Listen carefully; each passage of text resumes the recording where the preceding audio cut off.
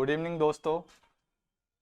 आज मैं BPSC 67वीं mains में पोस्ट प्रेफरेंस को लेकर के जो उपो की स्थिति बनी हुई है उसके संदर्भ में कुछ बातें करते हैं और कुछ बताते हैं कि कैसे पोस्ट प्रेफरेंस डालना चाहिए, क्योंकि ये बहुत प्रतीक्षित एग्ज़ाम है और इसमें बहुत सारा आप लोग देख ही रहे हैं कि किस तरह का अभी मार्केट में हल्ला चल रहा है।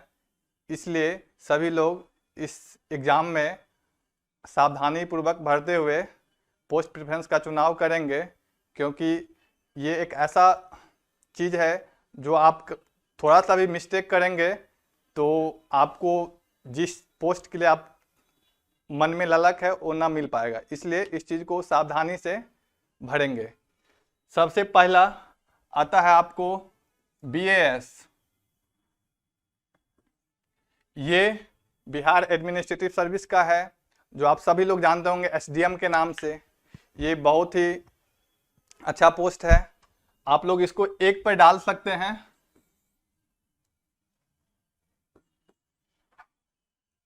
ये उसके लिए बेनिफिट है जो सर्विस में 30 से 35 साल जिनका सर्विस बचा हुआ है उनके लिए बेटर होगा। और इसमें आपको विभिन्न प्रकार के सर्विस में काम करने का मौका मिलेगा। विभिन्न प्रकार से आप समाज में बदलाव ला सकते हैं अपने योगदान दे करके। दूसरी बात है, दूसरा में आप लोग डाल सकते हैं DSP, DYSP जिसको बोलते हैं। ये बहुत ही अच्छा इसका प्रमोशन विकल्प है, क्योंकि इसमें यदि आपका 30 साल प्लस सर्विस है तो आप इसमें IG तक प्रमोशन होके जा सकते हैं। और जिनको वर्दी का रुआब है या पब्लिक में जनता में दिखाना चाहते हैं कि हम जॉब कर रहे हैं या मेरे पास पावर है, तो इसको 1 पे भी डाल सकते हैं या 2 पर भी डाल सकते हैं। उसके बाद तीसरे नंबर पे आते हैं हम लोग अवर निबंधक। ये भी जिसको सब रजिस्ट्रार के नाम से जानते हैं, ये भी बहुत अच्छा पोस्ट है। इसमें भी आपको सारी सुविधा मिलेगी, गाड़ी मिलेगी, पहचान मिलेगा, तो ये भी अच्छा पोस्ट है। तो इसको आप लोग 3 नंबर पे डाल सकते हैं। ये अपनी अपनी सुविधानुसार होगी, जिसको जिस पोस्ट के लिए मन में ललक होगा उस पोस्ट के अनुसार भरेंगे। ऐसा ना कि हम जो बोल दे रहे हैं वही फॉर्म फिलअप कर देना है। आप अपनी सुविधानुसार अपनी चॉइस को लेकर के भी पद भरेंगे। उसके बाद आते हैं हम लोग बिहार शिक्षा सेवा। इसको 4 नंबर पे डाल सकते हैं, क्योंकि आज के डेट में शिक्षा में बदलाव लाना बहुत जरूरी है। इसलिए यदि आप समाज में एक क्रांति लाना चाहते हैं तो वो आएगा शिक्षा से। तो इसलिए यदि शिक्षा सेवा में जाकर के अपना योगदान देना चाहते हैं तो आपके लिए अति उत्तम अवसर है। इसलिए आप इसको 4 नंबर पे डाल सकते हैं। उसके बाद हम बात करते हैं राज्य कर सहायक आयुक्त, जिसको हम लोग बोलते हैं स्टेट टैक्स असिस्टेंट कमिश्नर। ये भी अच्छा पद है, लेकिन जब से GST आया है तो इसमें थोड़ा सा इसका वैल्यू मार्केट में कम हो गया है, लेकिन अभी भी इसका जो वैल्यू है वह किसी से तुलना नहीं कर सकता है। इसको भी आप लोग डाल सकते हैं 5 नंबर पे, 4 नंबर पे नहीं, 4 हो गया, 5 नंबर पे डाल सकते हैं। 5 नंबर पे डाल सकते हैं। उसके बाद आते हैं हम लोग श्रम, ये अधीक्षक है मद्य निषेध का। अभी आप लोग जानते होंगे कि बिहार में शराबबंदी को लेकर के विभिन्न प्रकार के कानून बना हुआ है। यदि आप चाहते हैं कि समाज में एक नया परिवर्तन लाए तो आप ये अधीक्षक मद्य निषेध पद डाल सकते हैं और समाज में आप बदलाव ला सकते हैं। जो शराबबंदी की कानून है उसको आप सफल बना सकते हैं। उसके बाद हम बात करते हैं सहायक योजना पदाधिकारी। इसको हम लोग 6 नंबर पे भी रख सकते हैं। ये आपको विभिन्न प्रकार के जो जिला में योजना बनते हैं उनका आप हेड होंगे, और ये भी एक अच्छा पद है। तो इसको भी आप लोग अपने सुविधानुसार ऊपर नीचे कर सकते हैं। इस बीच में एक जरूरी सूचना, क्योंकि इसमें ना सभी लोग अपने अपने कैटेगरी वाइज सीट को देख करके भी ऊपर नीचे कर सकते हैं पद प्राथमिकता, क्योंकि ये भी बहुत जरूरी है। ऐसा ना कि सीधे हम कह दिए डाल दिए, ऐसा ना, क्योंकि इसमें भी सीट का भी अहम रोल होता है। तो इसलिए सीट और को देख करके और अपनी चॉइस को देख करके आप आगे पीछे कर सकते हैं। उसके बाद है सहायक निदेशक सामाजिक सुरक्षा। इसको भी हम लोग 7 नंबर पे डाल सकते हैं। ये भी एक अच्छा पद है, और जिससे आप समाज में विभिन्न प्रकार के सामाजिक काम जैसे वृद्धावस्था पेंशन है और बहुत सारे काम है जिनको आप इससे समाज में बदलाव ला सकते हैं। उसके बाद श्रम अधीक्षक, ये भी पद अच्छा है, इसको भी आप लोग 8 नंबर पे डाल सकते हैं।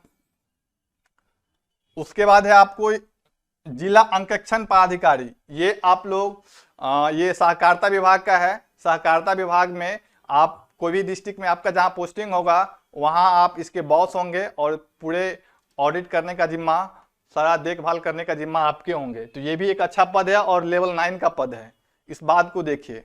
और इसमें जो यहाँ लेवल लिखा हुआ है ना, ये आपके लेवल जो लिखा हुआ 9 से 1, ये लेवल 9 में आप लोग जानते हैं कि 5400 का ग्रेड पे है और लेवल 7 में आपको 4600 का ग्रेड पे है। तो दोनों में कम से कम 15 से 20 हजार का डिफरेंस हो सकता है वेतन में। तो इस चीज को भी देखते हुए आप लोग ऊपर नीचे कर सकते हैं पद प्राथमिकता को। उसके बाद हम लोग बात करते हैं सहायक निबंधन सहयोग समिति, ये भी एक अच्छा पद है। जो जिला में विभिन्न प्रकार के सहयोग समितियां बनती है उसमें आपका मॉनिटरिंग होगा। उसके बाद नगर कार्यपालक पदाधिकारी, जिसको हम लोग MEO के नाम से जानते हैं, क्योंकि अभी आप लोग जान ही रहे हैं कि नगरीकरण को बढ़ावा दिया जा रहा है, शहरीकरण को बढ़ावा दिया जा रहा है। शहरीकरण को बढ़ावा देने में नगर कार्यपालक पदाधिकारी का और उसको सुचारू रूप से काम करवाने का जिम्मा होता है, ये भी एक अच्छा पद है। और सबसे बड़ी बात है कि इसमें सीटों की संख्या अच्छी खासी है, इसलिए इसको आप ऊपर नीचे कर सकते हैं। उसके बाद आ जाइए आपको ग्रामीण विकास पदाधिकारी, जिसको RDO कहते हैं, यही बाद में BDO बनते हैं। तो ये भी एक अच्छा पद है और ये गजेटेड पोस्ट है, लेवल 7 का है। आप एक ब्लॉक का हेड होंगे, ब्लॉक में आप पूरा पावर आपका होगा। उसके बाद BPRO प्रखंड पंचायती राज पदाधिकारी, ये अभी आपको पंचायती राज से संबंधित काम जितने हो रहे हैं उन सारे का जिम्मा BPRO के पास होंगे। इनके पास अभी गाड़ी की सुविधा नहीं है, लेकिन इस पर भी विचार विमर्श चल रहा है, इनको भी गाड़ी जल्द से जल्द उपलब्ध होगा। उसके बाद RO का भी पद अच्छा है, लेकिन आप लोग जानते हैं कि बिहार सरकार में प्रमोशन रुका हुआ है। तो इसका जो RO होता है और एक अंचल में CO होता है, तो CO जो है बॉस होता है अंचल का, उसके नीचे RO होता है। तो ये भी पद आप लोग डाल सकते हैं। उसके बाद है आपूर्ति निरीक्षक, जिसको सप्लाई इंस्पेक्टर के नाम से जानते हैं, ये भी अच्छा पद है। आप ये जन वितरण प्रणाली वगैरह का जो काम सब होता है उसमें आप अपना योगदान दे सकते हैं। समाज को एक अच्छा बदलाव लाना चाहते हैं तो ये भी एक अच्छा पद है। उसके बाद आते हैं आप लोग अवर निर्वाचन पदाधिकारी, ये भी एक अच्छा पद है। इसमें काम और आराम दोनों चीज है। जब चुनाव का समय आएगा तो आपको काम करना पड़ेगा, जब चुनाव का समय नहीं है तो आराम है। तो जो लोग चाहते हैं कि हमको काम ना करना पड़े, कम काम करना पड़े, उनके लिए ये अवर निर्वाचन पदाधिकारी का अच्छा पद है, डाल सकते हैं। उसके बाद चलते हैं हम लोग अनुमंडल पिछड़ा वर्ग अति पिछड़ा वर्ग कल्याण पदाधिकारी, ये भी नया पद क्रिएट है। इसके बारे में अभी ज्यादा सूचना नहीं है कि इसका क्या होगा, लेकिन इसका BPRO की तरह ही अचानक से बाउंस करेगा और इनको बहुत सारा पावर मिल जाएगा। उसी तरह से है प्रखंड अनुसूचित जाति और जनजाति कल्याण पदाधिकारी, ये भी आप यदि समाज के सबसे पिछड़े पायदान पर जो है उनको यदि आप बदलाव लाना चाहते हैं, उनकी में आप उनके सुविधा के लिए, उनके हित के लिए काम करना चाहते हैं, तो ये भी एक अच्छा पद है। उसके बाद आते हैं आप प्रोविजन पदाधिकारी।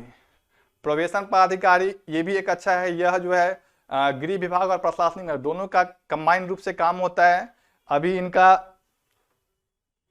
उतना मार्केट में चलन नहीं है, लेकिन आने वाले दिनों में इसका भी वर्चस्व होगा। उसके बाद नियोजन पदाधिकारी है। उसके बाद काराधीक्षक है, जेल सुपरिंटेंडेंट। ये सारे पोस्ट के बारे में मैंने थोड़ा बहुत जानकारी शेयर किया है और इसमें आप लोग अपने सुविधा की दृष्टि से आगे पीछे कर सकते हैं। और सबसे बड़ी बात है कि इसमें सीटों की संख्या हर एक कैटेगरी में अलग अलग सीट है, तो इस चीज को ध्यान में रखते हुए आप सभी जो है ना पद प्राथमिकता का विकल्प भरेंगे। धन्यवाद।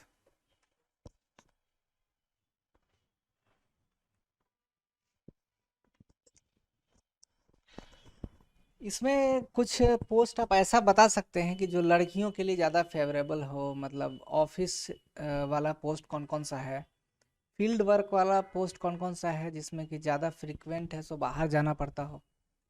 क्योंकि बहुत लड़कियों का होता है कि हम ऑफिस में ही रहें, मतलब ज़्यादा इंटीरियर में जॉब नहीं लगे, थोड़ा आराम का है, सिक्योरिटी रीजन से भी थोड़ा बेटर हो जाएगा वो। जी, इसके लिए भी ये ज़रूरी है, क्योंकि लड़कियों के लिए बहुत ज़रूरी है, क्योंकि फील्ड वर्क में बहुत सारी परेशानियां होती है जाने आने ट्रैवलिंग करने में। उसमें आप जैसे आरडीओ है, बीपीआरओ है, आरओ है, ये सब आपको थोड़ा सा फील्ड वर्क है, इसमें थोड़ा सा मेहनत करना पड़ेगा।